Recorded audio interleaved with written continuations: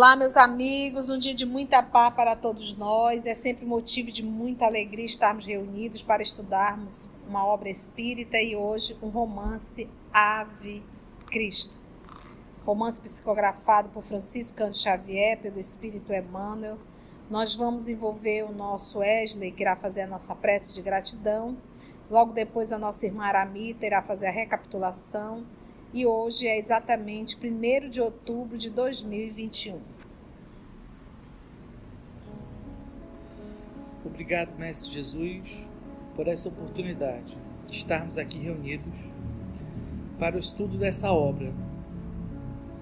Obrigado, Senhor, pela oportunidade do aprendizado, pela oportunidade de um estudo de um romance trazer tantos benefícios e tantas reflexões para os nossos dias atuais. Que assim seja. Em nosso último estudo, nós vimos a chegada do Quinto Varro, agora já com as vestes e com o nome do irmão Corvino, chegar em Lyon. E a tia fez um retrospecto histórico, né, dos imperadores, e Emmanuel nos conta como estão a situação em Lyon. E relembrando que nós estamos no ano de 217, é o último ano do reinado de Caracalla. Ao tempo de Bassiano Caracalla, a quem servira de berço, Lyon alcançara imenso esplendor. O novo César, por várias vezes, dispensara-lhe graças especiais.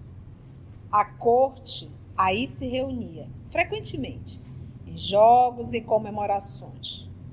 Contudo, o que o Emmanuel está fazendo aqui? Ele está mostrando a condição político-social de Lyon. Contudo, apesar da proteção que o imperador concedia ao torrão, ou seja, ao território pátrio, a cidade guardava ainda, em 217, dolorosas e vivas reminiscências da matança de 202, que o nosso querido Emmanuel irá falar aqui, determinada por Séptimo Severo, anos depois do triunfo sobre o general Décio Cláudio Séptimo Albino, o eleito das legiões da Bretanha, morto em 197, instigado por seus conselheiros, o vencedor de Pescenio Níger promulgou um edito de perseguição. Autoridades inescrupulosas, depois de senhorearem o patrimônio de todos os cidadãos contrários à política dominante, realizaram tremenda carnificina de cristãos dentro da cidade de Lyon e nas localidades vizinhas. E quando eles dizem carnificina de cristãos, você imagina a quantidade. Por isso é que ele diz matança de 202. Então, Pescenio Níger, ele foi imperador de na pesquisa, olha só, 193 a 194. Foi o ano dos 5 imperadores, tá? O general Décio Cláudio foi um usurpador proclamado imperador 2 vezes, 193 e 197. Milhares de seguidores do Cristo haviam sido flagelados e conduzidos à morte, isso em Lyon. Por vários dias perdurou a perseguição, isso é aquele contando o que aconteceu lá atrás. Por vários dias perdurou a perseguição com assassinos em massa, postes de martírio, espetáculos de feras, cruzes, machados, fogueiras, lapidações, chicotes e punhais, sem nos reportarmos as cenas de selvageria para com as mulheres e crianças indefesas foram postos em prática por tropas inconscientes. Durante a matança, Irineu de Lyon, nasceu em 130, desencarnou em 202, foi um padre grego, teólogo e escritor cristão. Aqui é uma nota da editora. Tá? Durante a matança, Irineu, que é considerado santo, o grande bispo e orientador da coletividade evangélica da cidade, foi torturado com todos os requintes da violência perversa, até ao último suspiro. Nascido na Ásia Menor, fora aprendiz de Policarpo de Esmirna. Ele nasceu em 69 e desencarnou em 155. Foi um bispo de Esmirna, atualmente a Turquia, no segundo século.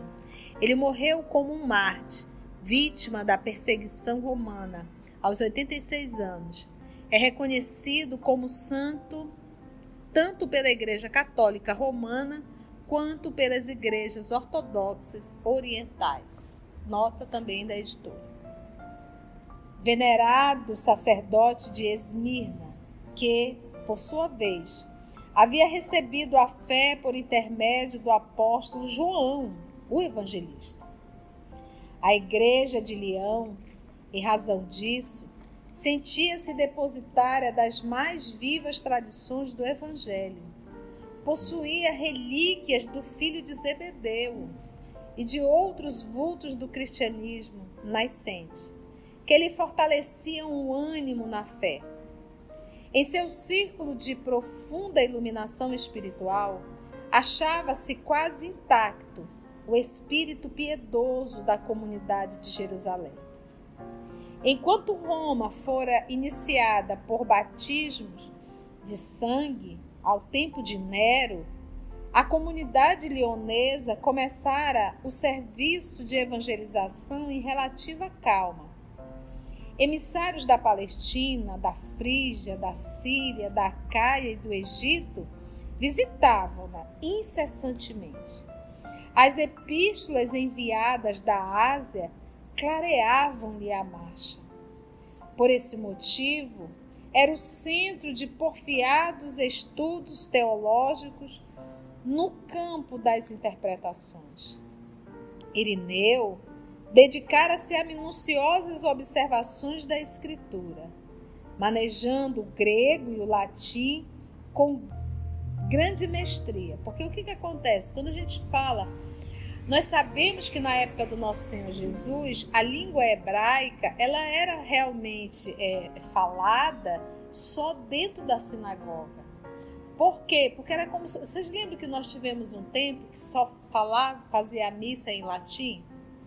Você não entendia nada, mas você tinha que dizer amém. Porque quem teve a condição financeira de estudar em escolas pagas, né, tinha lá o estudo latim. Mas isso não era um estudo para uma escola pública. Então, ou seja, não eram todas as pessoas que sabiam latim. Mas todo mundo ia para a missa e tinha que dizer amém, que é uma forma latim de dizer assim seja. Então, na época do nosso Senhor Jesus, eles falavam, o hebraico não era uma língua comum. O hebraico era uma língua como se fosse litúrgica, uma língua só para dentro das sinagogas. E só os doutores da lei sabiam falar hebraico, só os homens extremamente inteligentes. Então, qual era o idioma que se falava na época do nosso Senhor Jesus? Era o aramaico. O aramaico era a língua que se falava. Então, para Jesus se comunicar com aquele povo, ele usava o aramaico. E era a língua comum. O grego era a língua comercial. É o que é hoje o inglês. Então, o grego era uma língua comercial. Então, nós sabemos que o Antigo Testamento, os originais, não são os originais, mas os escritos estão em hebraico. Mas nós não sabemos dos originais do Novo Testamento. Então, com certeza, Mateus Levi, para que todos compreendessem, escreveu o quê? Em grego ou em aramaico? Aramaico. Aramaico. A gente vai raciocinando. Mas quando chegou nas mãos de Paulo, o apóstolo que sabia o grego, e quando ele enviava, ele muitas coisas escreveu em grego. Então nós temos aí toda uma história de tradução. Porque o que se sabe, porque o que nós sabemos que Lutero foi que tirou do latim, ninguém sabe se ele tirou do latim para o alemão ou se ele tirou já da tradução grega, porque não sabe se o Lutero sabia o grego. Então a probabilidade é que ele tenha tirado do latim, ou seja, já tinha sofrido várias traduções. E nós sabemos que quando você vai fazer uma tradução de um idioma para outro, muita coisa se perde. E quando a gente fala de cultura hebraica, quando a gente fala do idioma hebraico, é um idioma assim, rico em símbolos, em imagens.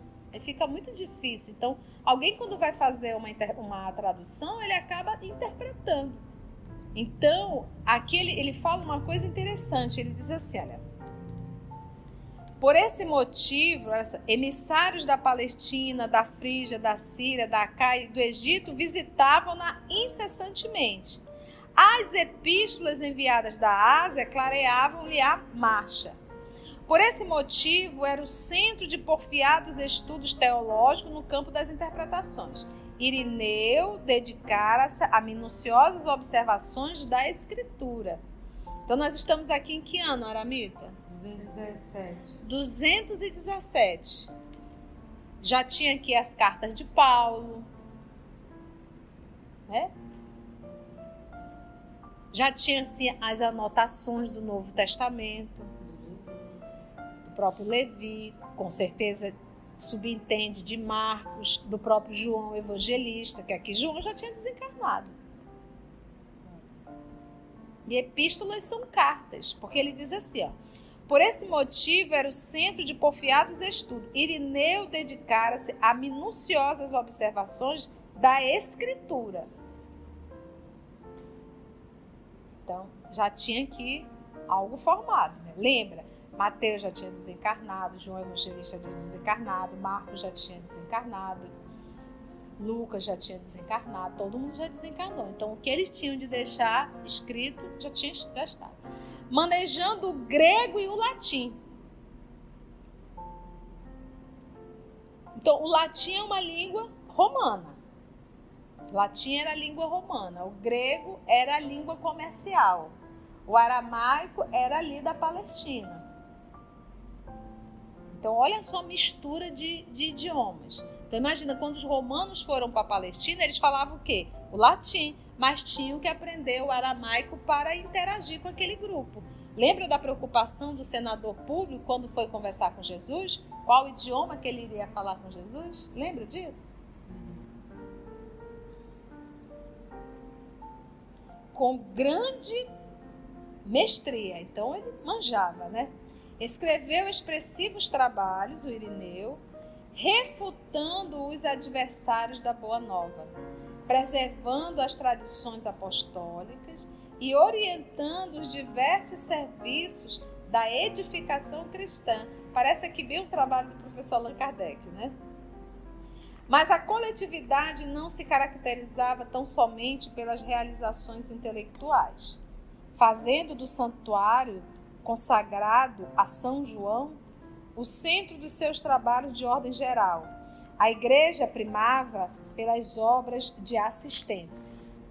Dificilmente, à distância de séculos, poderá alguém perceber com exatidão a sublimidade do cristianismo primitivo. Olha isso aqui. Dificilmente, à distância de séculos, poderá alguém perceber com exatidão a sublimidade do cristianismo primitivo.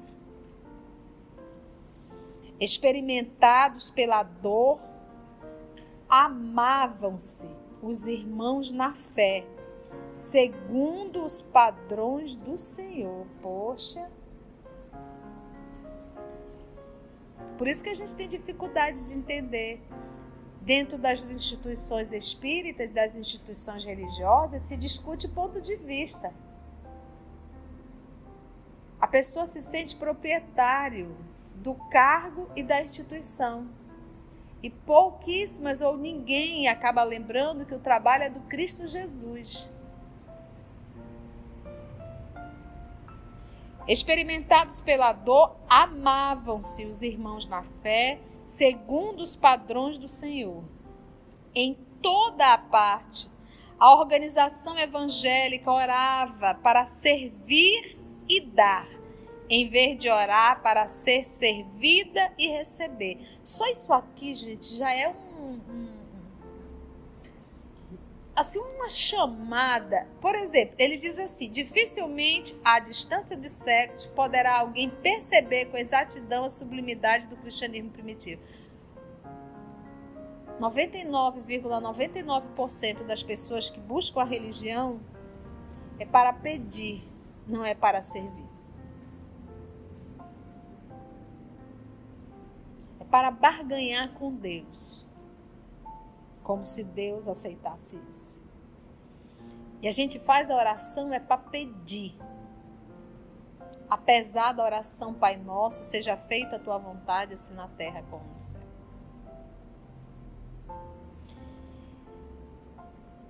Os cristãos, então olha só, em toda parte a organização evangélica orava para servir e dar, em vez de orar para ser servida e receber.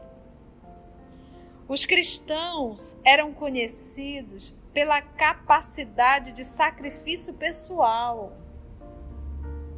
Sacrifício pessoal. Abrir mão da sua vidinha. Colocava as coisas de Deus em primeiro lugar e não as suas coisas.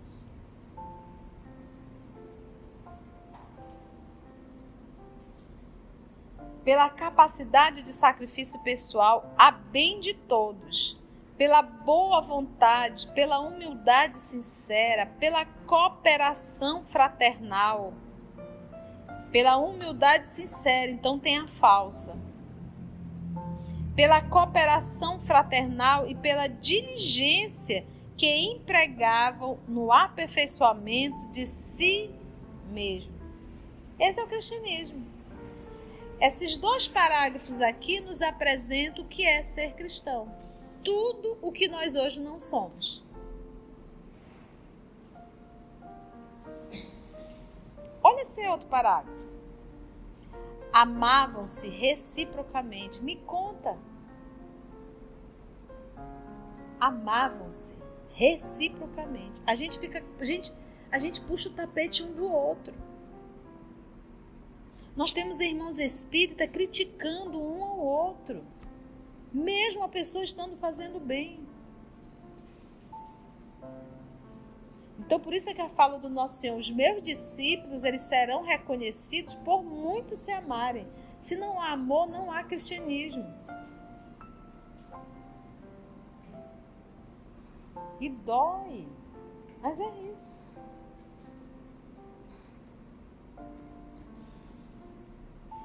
Amavam-se reciprocamente, estendendo os raios de sua abnegação afetiva por todos os núcleos da luta humana, jamais traindo a vocação de ajudar sem recompensa, ainda mesmo diante dos mais renitentes algozes.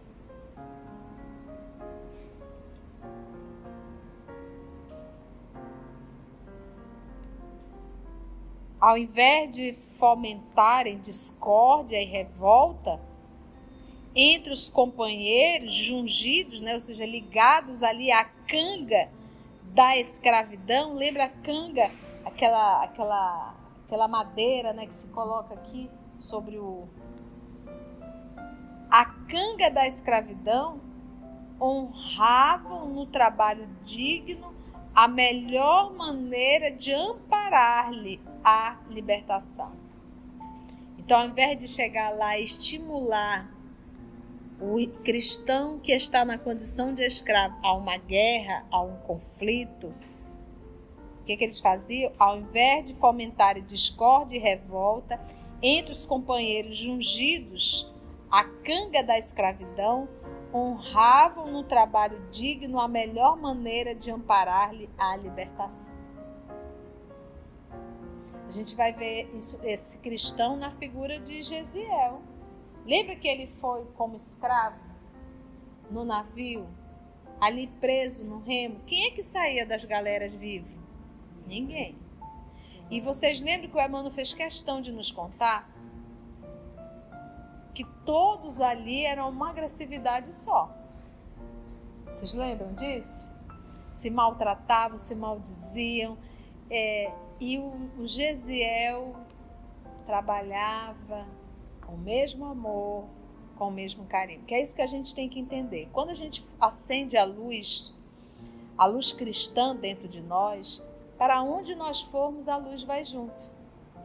Então não é uma condição, um verdadeiro cristão, ele não está submetido a uma luz externa. Porque a luz já é dele. Aonde ele chegar, ele leva claridade. Então não depende de onde ele está inserido. Para onde ele for, ele vai ser. O Gesiel não sabe ser de outro jeito.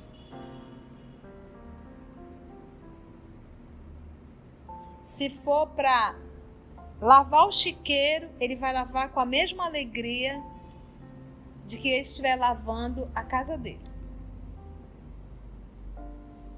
E aí o que aconteceu? Entre todos aqueles, foi ele apontado para cuidar de Paulo Sérgio. Entende, gente, como é? Então, isso serve para a gente se revolta, se revolta, reclama, maldiz. A gente tem que entender que cada um de nós estamos no ambiente necessário para o nosso processo de evolução. Se é uma acomodação, não. Se é um processo de bom senso e aceitação. Então, quantas vezes a gente é convidado a fazer um trabalho mais simples e a gente faz revoltado e às vezes ainda faz mal feito, que ainda diz assim, isso aqui não é meu. É engraçado que eu estava com um problema lá no telhado, lá em casa, bem no meu quarto, e eu não estava conseguindo descobrir. Eu chamei um senhorzinho, né? Conversei com ele. Eu disse, olha, faça como se fosse para o senhor, com toda a atenção para tentar descobrir. E eu falei olhando no fundo da alma dele, né? Eu não falo mais nem com o corpo, eu já falo com a alma mesmo, já ódio que vou falar com a alma. E ele disse que aquilo mexeu tanto com ele, que ele chegou lá em cima, ele fez uma prece. E ele me contou. Esse meu senhor, me ajude a resolver o caso da vizinha. Aonde está esse vazamento? Aí ele disse assim, que uma voz veio bem aqui, vizinha, disse assim, ó, bem aqui, nesse buraquinho. E ele tapou. Aí ele desceu e contou isso para mim. Caiu uma chuva torrencial e não entrou mais água. Coisa mais linda isso, né? Então a gente percebe realmente esse desejo de que seja o que for que eu venha fazer, que eu possa estar em sintonia com o Pai e fazer da melhor forma possível. Sabiam apagar os pruridos do egoísmo, né? Para abrigarem sobre o próprio teto os remanescentes das perseguições. Então, nada de grito, nada de falácias, nada de absolutamente nada. Vamos o quê? Como ele diz, sabiam apagar. Inflamados de fé na imortalidade da alma, inflamados de fé na imortalidade da... O que é inflamado, gente? É apagado? Não, incendiado. Fazei brilhar a vossa luz. Inflamados de fé na imortalidade da alma, não receavam a morte. Então agora com essa Covid, que a gente viu o espírito agoniado, desesperado, correndo da sala para a cozinha, né, não querendo tocar em nada, não querendo, porque, desculpa, mas estava bem apagadinho sua luz. Porque ele diz aqui, olha, inflamado de fé na imortalidade da alma, ou seja, eu não vou morrer. Ninguém morre. E quem esteve com muito medo foi quem pegou. Muitos que estavam com muito medo pegou e ainda desencarnou. E talvez nem era para ter pego, mas pegou para aprender a lição. Porque não é a gente que comanda o mundo, quem comanda é Deus. Ninguém chega lá do outro lado, aí Deus se surpreende. Você veio! Mas por que você não usou máscara e álcool gel? Não tomou sua vacina? É! Entendeu, gente? Quem coordena tudo é Deus. Vai quem tem que ir. Antes que a pandemia chegasse, ele já sabia que ela ia chegar. Há espíritas ignorantes dizendo que as pessoas que desencarnaram é porque foram exiladas. Eu queria saber onde esse cão ouviu isso. Porque uma pessoa dessa não é normal, gente. Aonde que ouviu isso? Acreditando que a morte é uma sentença. E eu vou dar uma notícia maravilhosa. Quem foi é porque já cumpriu o que tinha de cumprir. Quem ficou ainda está enrolado, somos nós. E um dia nós também vamos. Um dia todos nós teremos que ir. Então quem ficou não é mérito, é débito. Todos nós. Quem pegou precisava pegar uma balançada. Ei, atenção, hein? Te esperta. Vou dar aqui uma sacolejada e vou deixar para ver se tu toma um rumo diferente. Quem foi porque era hora de voltar. Entende, gente? E eu gostei disso aqui. Inflamados de fé na imortalidade da alma.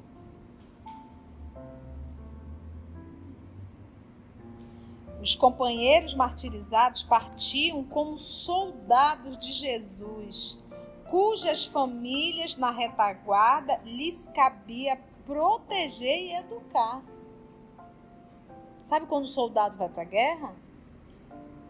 Mas sabe que a família vai ser amparada pelo governo? Então, assim, e meus filhos com quem ficarão? Deus vai cuidar. E a gente fica desesperado, nós espírita, e quem vai cuidar disso, e quem vai cuidar daquilo? Sim, você é o Todo-Poderoso? É a Toda-Poderosa? É a insubstituível?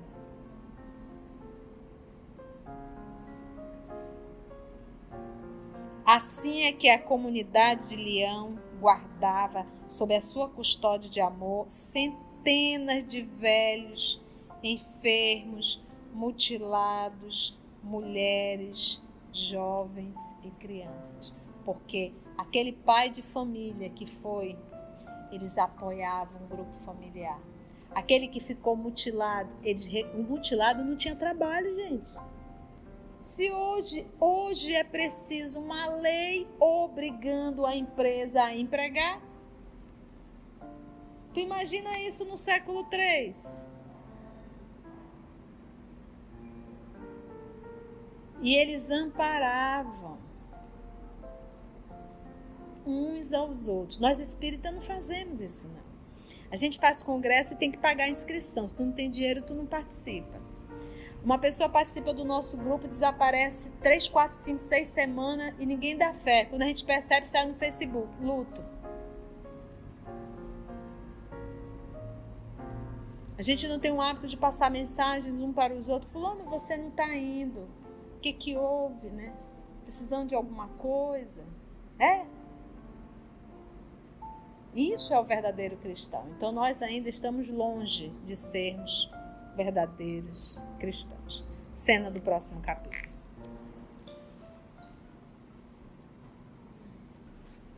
E assim, agradecemos a Deus, nosso Pai, a espiritualidade amiga, pela oportunidade de reflexão e de estudo. E percebemos, amado Mestre, que esse vazio, essa falta realmente desse amor cristão, é porque nós intelectualizamos o Evangelho, mas nós ainda não sentimos o Evangelho. Obrigada, amado, por não desistir de nós e por mais essa oportunidade que o Senhor nos dá. Graça te damos.